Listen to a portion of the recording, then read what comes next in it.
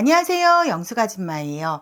기록적인 폭우가 내리면서 전국적으로 난리가 났는데요. 자동차 침수는 물론이고 집안까지 빗물이 차올라 오늘은 폭우로 인해 인명사고까지 났다고 보도가 났더라고요. 그래서 오늘은 침수당한 자동차 피해 보상 범위랑 정부에서 지원해주는 풍수재해보험에 대해 알아보려고 해요. 우선 자동차의 경우에는 필수 보험인 자동차 보험에 가입을 했다면 특별한 경우를 제외하곤 보상을 받을 가능성이 높다고 해요. 하지만 가정집이나 상가, 공장 등의 침수 피해는 풍수재해보험에 가입해야만 보상을 받을 수 있는데요.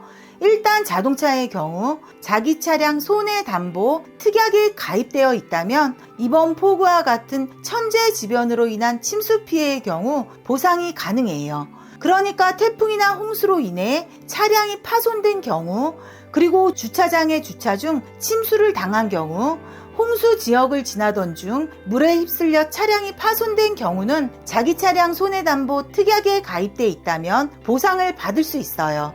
하지만 자기 차량 손해담보 특약에 들었다 해도 보상을 못 받는 경우도 있는데요. 경찰 통제 구역 및 침수 피해 예상 지역에 주차한 경우는 보상을 받을 수 없고요. 또한 차 안이나 트렁크에 있는 물건도 보상을 받을 수 없다고 해요. 그리고 창문이나 썬루프를 열어놓은 채 주차했다가 폭우를 맞은 경우도 피해 보상을 받을 수 없고요. 그리고 가장 중요한 보상 기준은 대부분 차량 가액 이하로 보상이 이루어지는데요. 차량 가액 확인은 보험개발원 홈페이지를 통해 확인할 수 있어요. 그리고 침수 피해 보상으로 인해 자동차 활증은 되지 않을까 하고 걱정하시는 분들도 계실 거예요.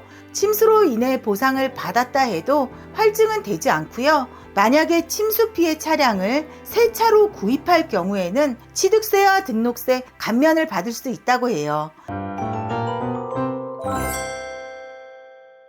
그리고 자동차와 달리 폭우로 인해 집, 상가, 공장 등의 재산상 피해 보상은 풍수재해보험에 가입돼 있다면 기상특보, 주의보 경보를 받은 지역이라면 풍수재해보험으로 보상을 받을 수 있어요.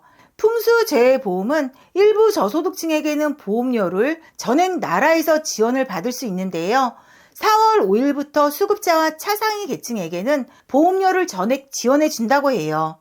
풍수재해보험 가입 문의는 6개 민간보험사, DB손해보험, H현대회상화재보험, 삼성화재, KB손해보험, 농협손해보험, 하나손해보험에 직접 신청할 수도 있고요. 저소득층이라면 주민센터에 방문해 신청할 수도 있으세요. 그리고 저소득층이 아닐 경우에도 정부에서 보험료를 70% 이상 지원을 받을 수 있어요.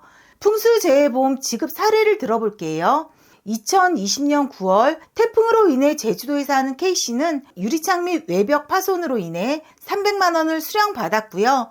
또 같은 해 천안에 사는 K씨는 비닐 파손으로 인해 1,700만 원을 수령했다고 해요.